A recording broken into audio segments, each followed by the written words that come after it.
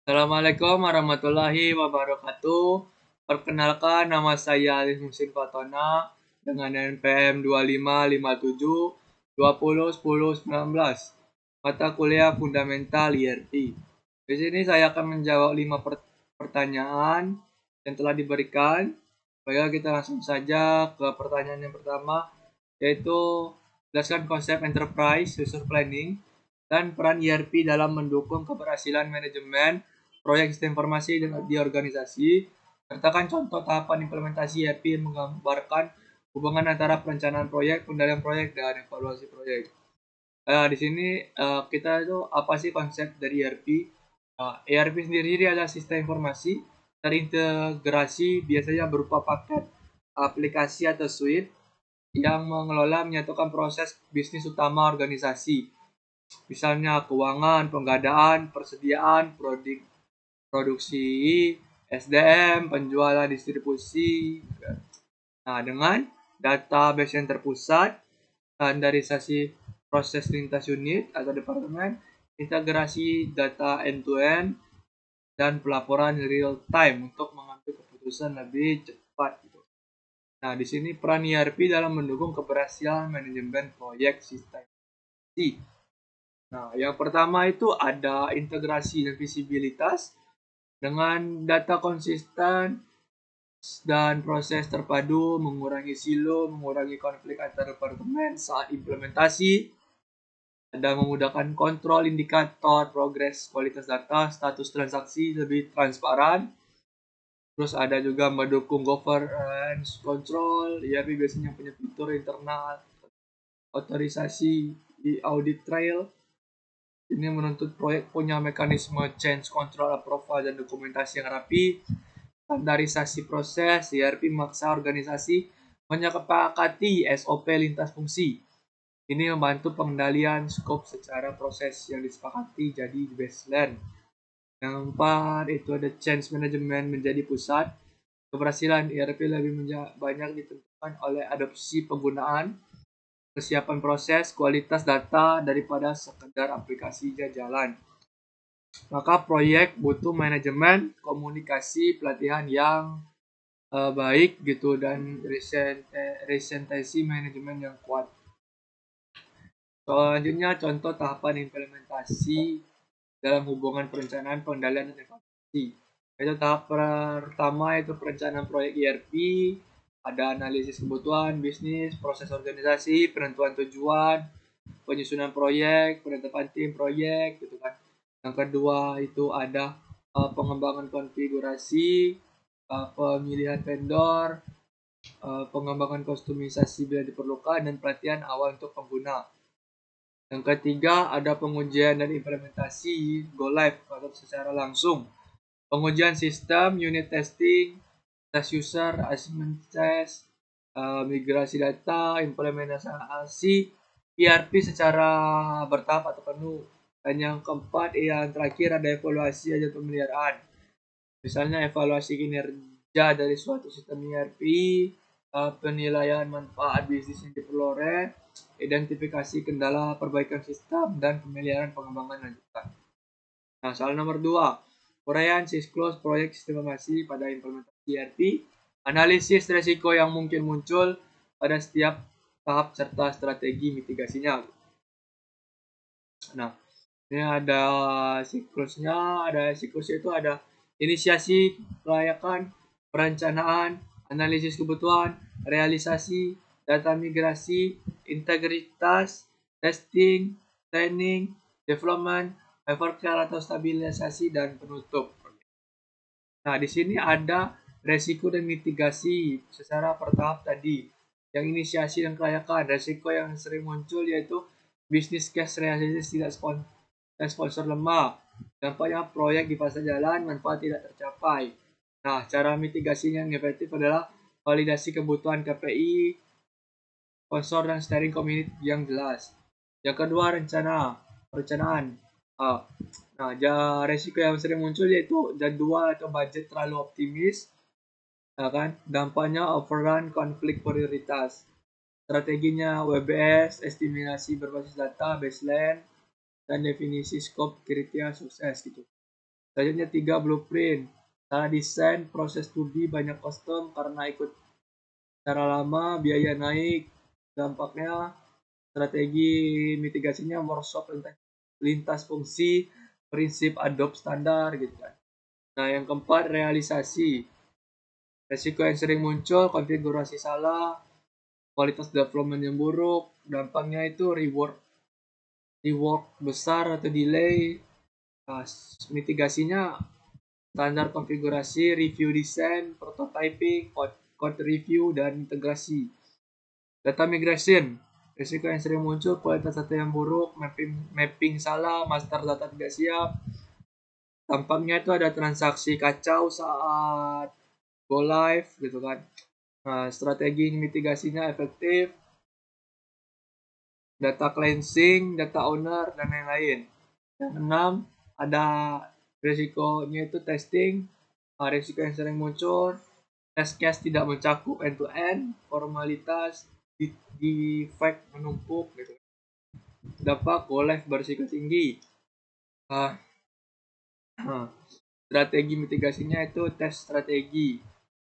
7 perubahan resikonya itu resistensi user, training tidak efektif. Nah, dampaknya sistem jalan tapi tidak dapat dipakai benar dengan benar. Strateginya itu change impact, komunikasi intens. Yang 8 development, cut over gagal gitu kan, resiko yang sering terjadinya itu dampaknya adalah gangguan operasional, dan mitigasinya itu cut over checklist, rencana rollback.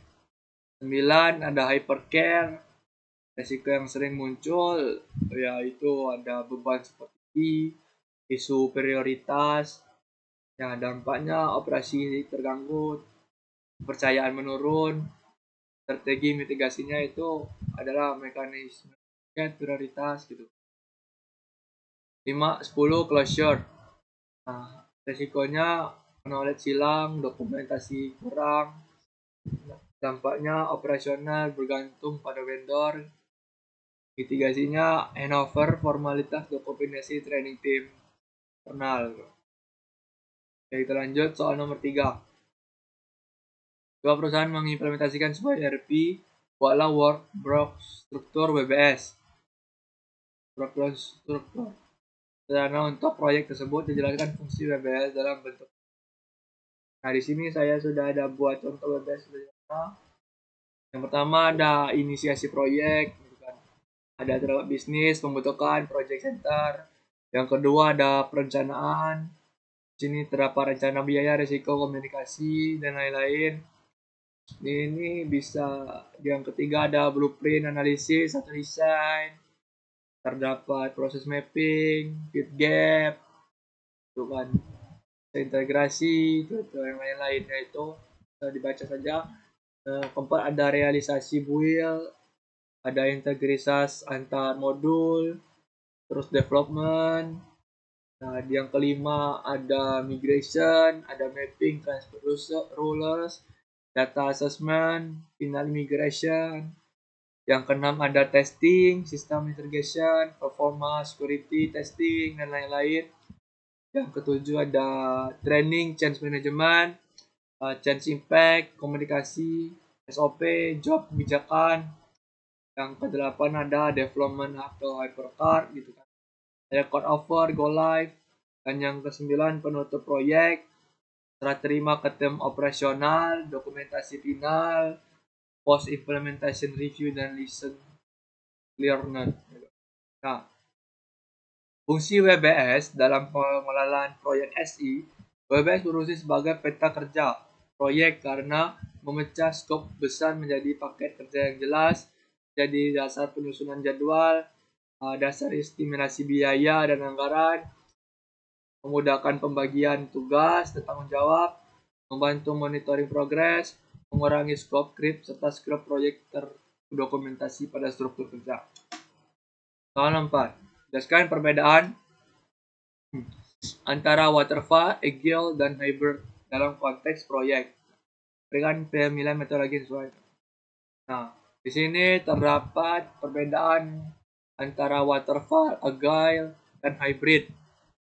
Ini saya buat proyeknya ada dalam 4 bentuk, yaitu alur kerja, perubahan kebutuhan, dokumentasi, kesesuaian ERP. Pada waterfall, linearnya itu berurutan. Perubahan kebutuhannya itu mahal atau change request-nya mahal. Dokumentasinya tinggi, kesesuaian ERP-nya cocok untuk scope stabil dan governance ketat. Sedangkan agile, alur kerjanya iteratif, experimental, spirit. Perubahannya itu diterima dan kelola rutin, cenderung seperlunya, dokumentasi cocok untuk komponen yang bisa diiterasi, report, UI, integrasi terus. Hybrid, kombinasi linear dan iteratif. Diterima pada bagian tertentu, tetap terkendali, tetap kuat untuk core, lebih fleksibel untuk bagian tertentu, paling realistis untuk ERP modern. Nah, jadi untuk ERP dalam skala besar, pilihan yang masuk akal biasanya itu hybrid dengan state gate yang kuat. Karena satu, core modul butuh stabilitas dan kontrol. Nah, modul intinya itu untuk kepatuhan audit closing bulanan data master. Selanjutnya, namun banyak komponen ERP perlu iterasi cepat, yaitu report dashboard, integrasi gitu kan dengan sistem lama. Yang ketiganya itu mengurangi resiko big design upfront yang keliru. Hybrid memungkinkan blueprint tetap ada, tetapi konfigurasi dan validasi dilakukan bertahap melalui prototype atau demo, sehingga user bisa memberi feedback lebih dini. Terakhir, cocok untuk rollout bertahap. ERP sering diimplementasikan per modul, per unit, per lokasi, phase rollout. Hybrid mendukung hal tersebut. Dan terakhir, soal nomor 5, analisis peran project manager dalam keberhasilan proyek. Khususnya dalam beberapa aspek, yaitu manajemen waktu, manajemen biaya, manajemen risiko, dan manajemen komunikasi. Nah, di sini saya sudah buatkannya. Pada manajemen waktu, peran project manager adalah menyusun jadwal baseline, gitu, mengelola critical path, resource leveling, mengelola deviasi tindakan, real plan, fast tracking, crashing secara terukur. Pada manajemen biaya, peran manajemen adalah menetapkan cost baseline, pengendalian biaya, memastikan biaya tersembunyi diperhitungkan overtime, biaya dan cleansing. Nah, yang ketiga, manajemen risiko. Peran manajemen menyusun dan memelihara risiko register sejak awal, menjalankan siklus risiko, yaitu identifikasi, analisis, dampak probabilitas, rencana mitigasi, owner risiko, monitoring. Pengelola RID, menentukan contingency plan. Dan yang keempat, manajemen komunikasi. Peran manajemen adalah membuat stakeholder map, menyusun communication plan, memimpin ritme komunikasi, yaitu daily atau weekly, sharing komite, town hall, roadshow, gitu. Terus menjaga transparansi status berupa status resiko, keputusan, trade-off, time cost scope, dan disampaikan secara jelas. Terus yang terakhir, mengelola ekspektasi. RP bukan semua bisa, tapi prioritas dan standarisasi. Baiklah, itu saja dari saya. Sekian, terima kasih. Wabillahi taufiq walhidayah. Wassalamualaikum warahmatullahi wabarakatuh.